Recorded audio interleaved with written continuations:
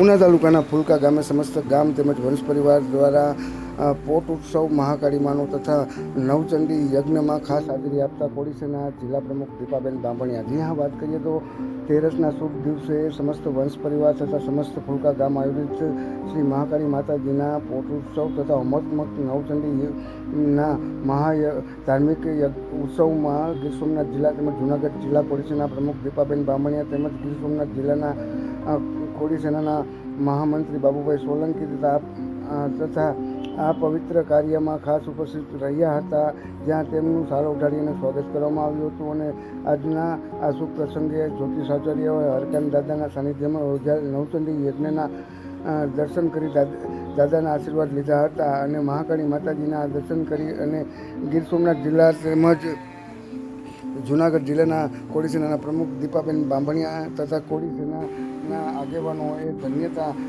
અનુભવી હતી. ત્યારે કોળી સેનાના જિલ્લાના પ્રમુખ દીપાબેન બાંભણિયા દ્વારા આવા સફળ કાર્યો જે છે તેનું આયોજન થતું રહે તે બાબતની શુભકામનાઓ પણ ફુલકા ગ્રામજનોને તેમજ વંશ પરિવારને પાઠવવામાં આવેલ હતી.